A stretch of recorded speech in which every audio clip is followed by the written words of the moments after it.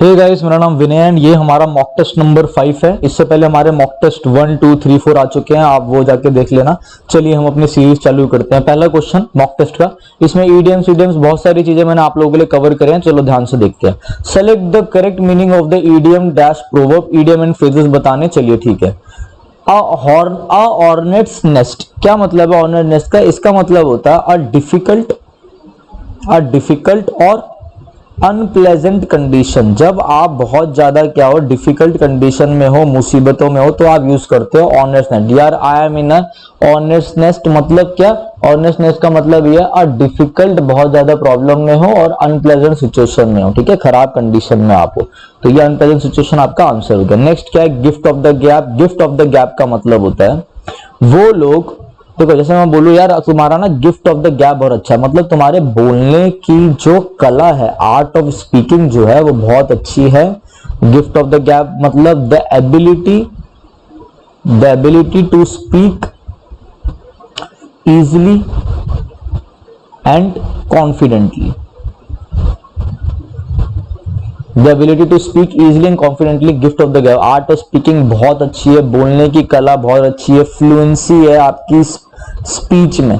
ठीक है, बोलने में फ्लुएंसी है, तो देखो क्या हो गया, फ्लुएंसी ऑफ स्पीच आंसर। जैसा आपने देखा होगा कपिल शर्मा का गिफ्ट ऑफ द गैप बहुत अच्छा है, बोलने की कला बहुत अच्छी है, तो फ्लुएंसी ऑफ स्पीच आंसर हो गया। कुछ लोग मेरे लिए भी बोलते हैं मेरे दोस्तों कि मेरा गिफ्ट ऑफ द गैप अच्छा, आर्ट ऑफ स्पीकिंग अच्छा है, तो आप ऐसे बोल सकते हो। ठीक है, तो फ्लुएंसी ऑफ स्पीच आंसर हो गया। नेक्स्ट क्या? Play fast and loose. क्या मतलब होता है प्ले फास्ट एंड लूज का? काफी बार पेपर में आता है, तो देखो प्ले फास्ट एंड लूज का मतलब होता है कि टू ट्रीट, किसी को आप ट्रीट करो, to treat someone without care, बिना केयर के, मतलब आप इररेस्पॉन्सिबल बिहेवियर दिखा रहे हो उनकी तरफ, इररेस्पॉन्सिबल ट्रीट कर रहे हो। To treat someone without care, irresponsible treat कर रहे हो। ठीक है, आप उनको इमोरली ट्रीट कर रहे हो, मॉरली ट्रीट नहीं कर रहे।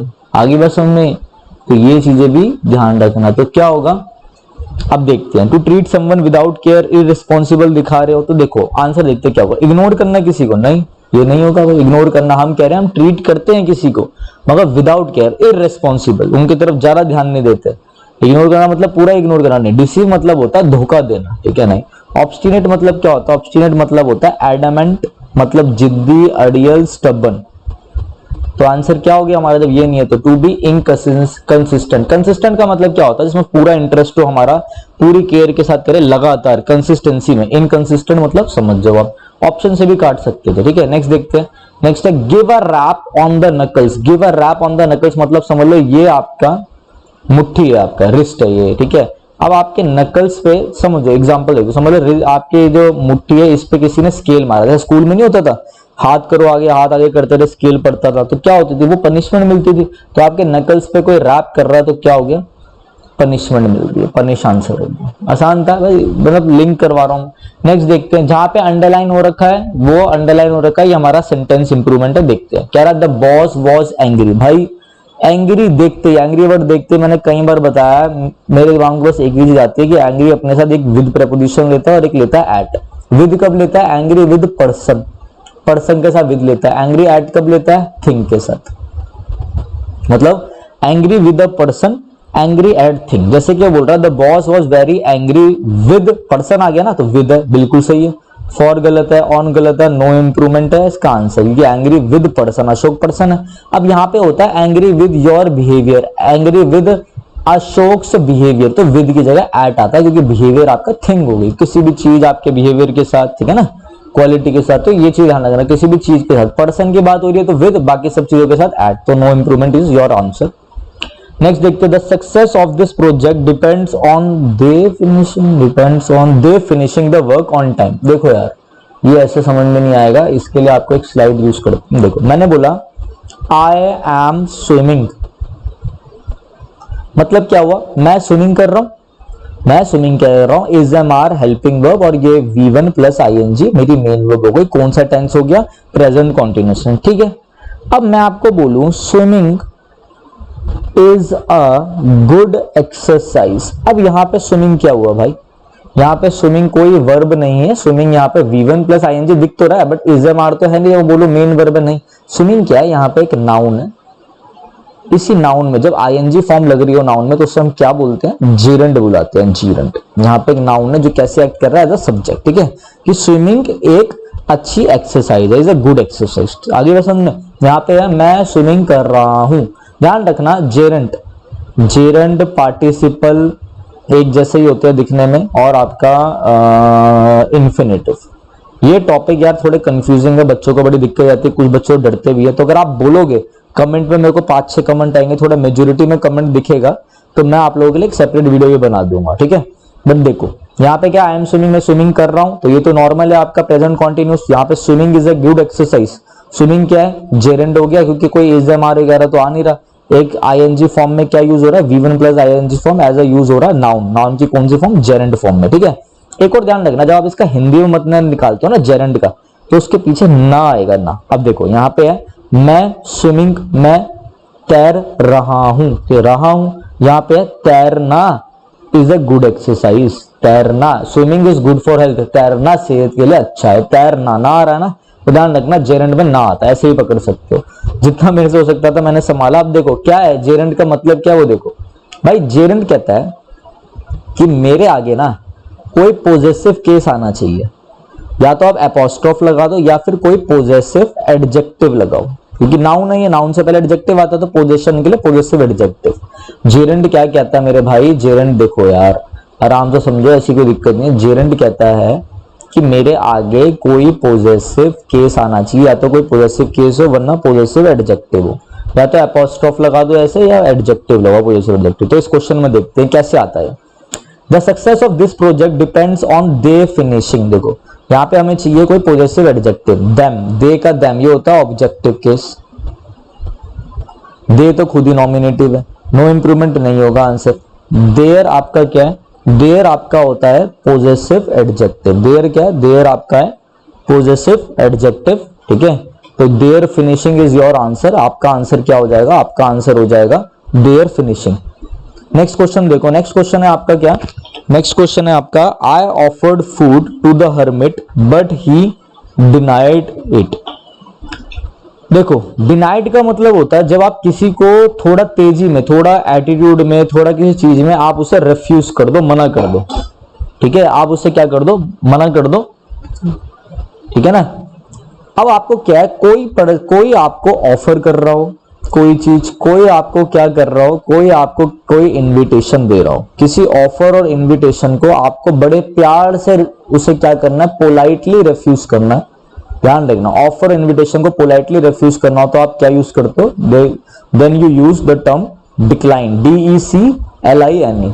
तो आई ऑफर्ड फूड, किसी ने आपको फूड ऑफर करा, समझ गए आप, डिमांड नहीं होगा, नेग्लेक्ट नहीं होगा, डिक्लाइंड इज योर आंसर।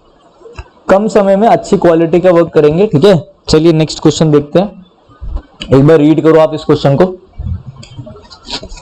ठीक है। चलिए नेक्स्ट क्वेश्चन देखते हैं हम, एक मिनट, हाँ माइक थोड़ा सा हो गया, ठीक है। Fill in the blanks with the appropriate option, I am given to dash that you are going to. अरे यार पहले तो आप ये लोग ये देखो कि गिवन टू अंडरस्टैंड एक ईडियम है, गूगल कर लेना, एक ईडियम एंड फ्रेज होता है given to understand. Given to understand का मतलब होता है बिलीव कर लेना, टू बिलीव समथिंग, ठीक है। Tendency to do something, believe कर लेना। अब आप क्या करो, जैसे आपने देखा गिवन टू आपका आंसर आसान हो गया है, गिवन टू अंडरस्टैंड आपको पता चल गया, यहाँ पे अंडरस्टूड की जगह होना चाहिए अंडरस्टैंड, ठीक है।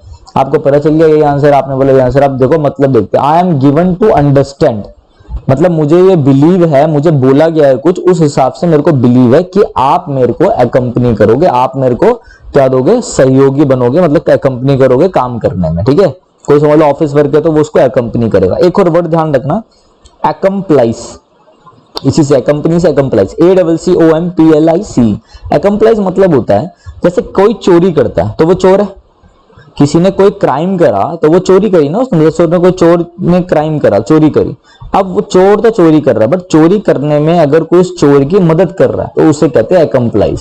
हेल्पर इन क्राइम, मैं मर्डर कर रहा हूं, मैंने मर्डर कर दिया, मैंने क्राइम करा, बट मेरी किसी ने मदद करी तो वो मेरा अकम्प्लाइज है, उसने मुझे अकम्पनी करा, ठीक है। ये बात भी ध्यान रखना, वर्ड है ACCOMPLIC।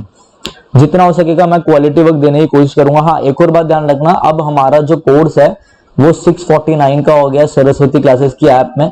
इस कोर्स में हमने बहुत सारी चीजें कवर करी हैं, प्रैक्टिस सेट कर लिया है। अब हमने क्या क्या कवर कर लिया, फ्रेजल वर्ब कर लिया, नाउन कर लिया है, और आपका टेंसेस कवर हो गए हैं, तो और सब्जेक्ट वर्ब एग्रीमेंट हो चुका है, क्लॉजेस हो चुके हैं, बहुत सारी चीजें मिलेंगी आपको इसमें प्रैक्टिस के लिए, ईडियम्स एंड फ्रेजेस मिलेंगे। तो आप ये कोर्स जाके बाय कर सकते हो 649 का। जिसे समझ में ना आए कोर्स कहाँ से बाय करना है तो आप कमेंट कर सकते हो, ठीक है ना।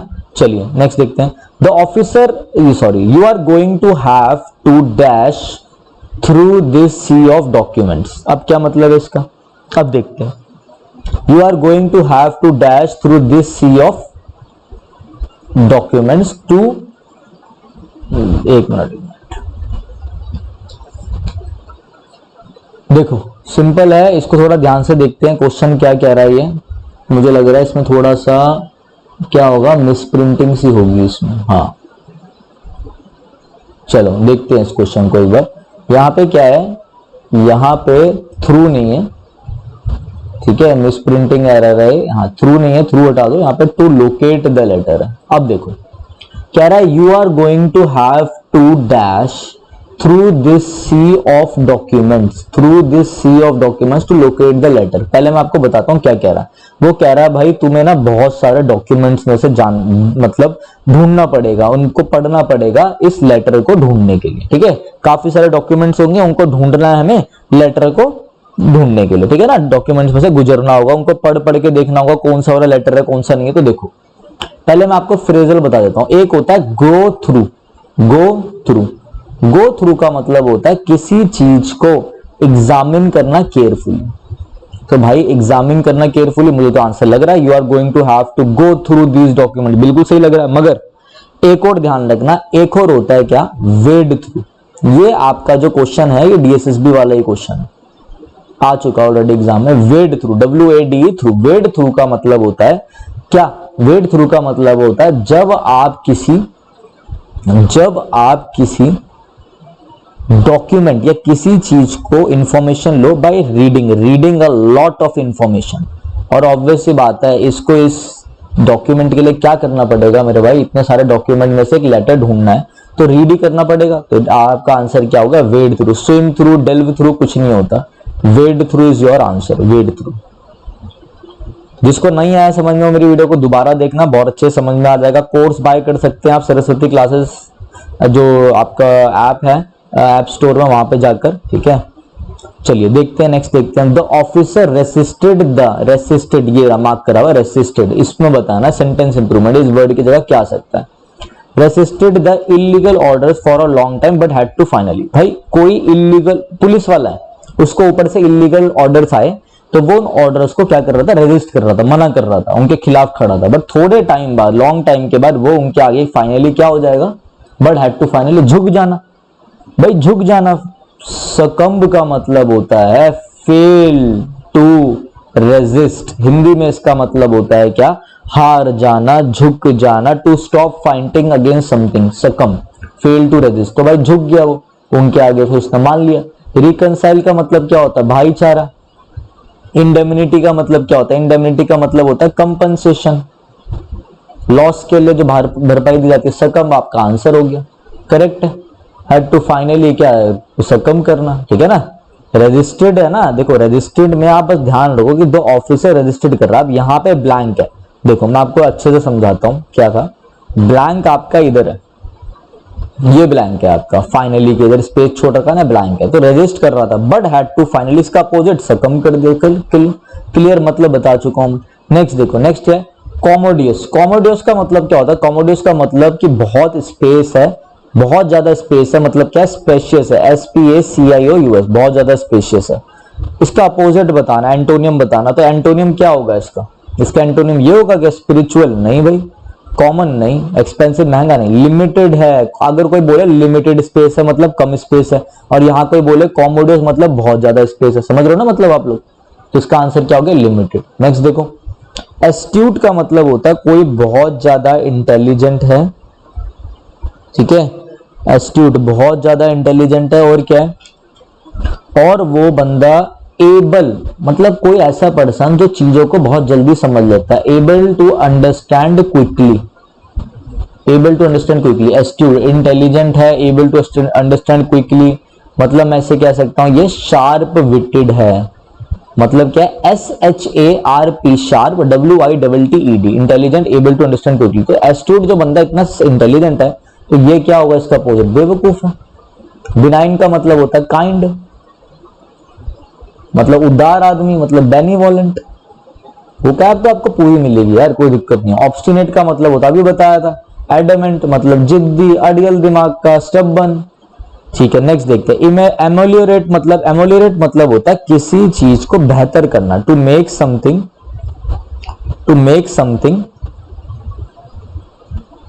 बेटर, किसी चीज को क्या करना, बेटर करना, to make something better. Version का मतलब क्या होता है, वर्जन का मतलब होता है किसी चीज को क्या करना, वर्जन का मतलब किसी चीज को भद से बदतर बनाना।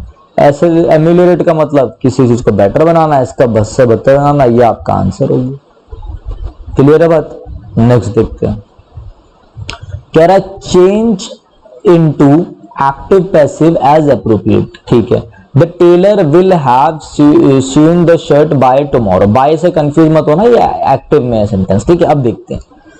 विल हैव जो होता है, विल हैव किस में चेंज होता है, विल हैव चेंज होता है विल हैव प्लस V3 में। ठीक है, अब देखते हैं। पहले तो शर्ट आगे आ जाएगा, द शर्ट आगे आ गया, द शर्ट के साथ विल ही आएगा तो शैल वाला ऑप्शन तो कट गया। अब हमें देखना है विल हैव बीन का है, विल हैव बीन है नहीं है, कट गया। यहाँ हैज हो गया तो और गलत है, विल हैव चाहिए, विल हैव बीन ये रहा, will have been seen by the tailor, ये आपका आंसर। कन्वर्सन देखना था भाई इसमें तो। अब देखो हाउ मेनी चैप्टर, 10 है, सिंपल प्रेजेंट टेंस को कन्वर्ट करते हो आप is am are plus verb की थर्ड फॉर्म में, तो क्या हो जाएगा, हाउ मेनी चैप्टर्स, चैप्टर्स है ना, तो क्या होगा, हाउ मेनी चैप्टर्स, चैप्टर्स क्या लेगा आपका, प्लूरल लेगा, तो ये भी कट गया, ये भी कट गया। हाउ मेनी चैप्टर्स डज है, इज एम आर होता है, चैप्टर्स प्लूरल, आर कंटेन्ड, यहाँ पे इन भी है, contained in the book. Clear हो गया आपका, सॉरी क्लियर हो गया, are content in the book. अब ये हैव के देखो यार, आप ऑप्शन में से देख लो, हाउ मेनी चैप्टर है तो इज तो आएगा नहीं, ये प्लूरल है तो ये भी नहीं आएगा, कट गए। ये हैव अपने आप आ गया दिमाग से, बस सी आंसर है, फिर तो खत्म। थोड़ा मिसप्रिंटिंग है, ध्यान रखेंगे। चलिए नेक्स्ट देखते हैं। A sentence split into 3 part, अब हमें एरर बताना है। ठीक है, कह रहा था raising flood water deprived the villages from, देखो भाई देखो, डिप्राइव्ड के बाद एक प्रेपोजिशन आता है ऑफ। डिप्राइव्ड ऑफ का मतलब होता है कमी होना, लैक ऑफ। देखो लैक ऑफ, डिप्राइव्ड ऑफ लेते हैं, फ्रॉम एरर ऑफ आएगा, बस प्रेपोजिशन रिलेटेड था। नेक्स्ट देखो, द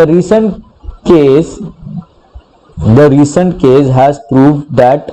अच्छा, ये आपका वही है जो रिपीट हो रहा है, इसको आप इग्नोर करो क्वेश्चन को। ठीक है, चलिए रिपीटेड था ये ना, एग्जाम में से भी रिपीट होगा। देखो नेक्स्ट देखो, after you will return from Delhi I shall come and see you. देखो भाई, after, as soon as, in case, if, क्या क्या बोल रहा हूं, after, as soon as, in case, if. भाई इसमें हम विल इनके साथ यूज नहीं करते, सिंपल फ्यूचर यूज नहीं करते, सिंपल प्रेजेंट टेंस यूज करते हैं इन वर्ड्स के साथ। भाई इतना ही ध्यान रखो, कंडीशन कुछ भी दिखाने के लिए। ठीक है, तो इन सेंटेंस, इन वर्ड्स के बिल्कुल साथ में, तो आफ्टर यू विल कट गया, क्या होना चाहिए, आफ्टर यू रिटर्न, सब्जेक्ट ये है, V1 ये है, तो हो गया आपका सिंपल प्रेजेंट टेंस।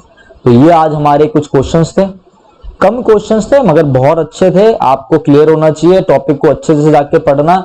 इससे पहले हमारा वो देख लेना आप, जितने मॉक टेस्ट हुए। ठीक है, कोर्स की फीस भी कम हो गई है, तो आप हमारा ऐप में कोर्स जो है वो जाके बाय कर सकते हो। नहीं आए तो आप कमेंट में पूछ सकते हो। देखो यार, अगर अच्छा लगा हो तो कमेंट करना, जिससे अप्रिसिएशन मिले। चलिए, thanks, have a nice day.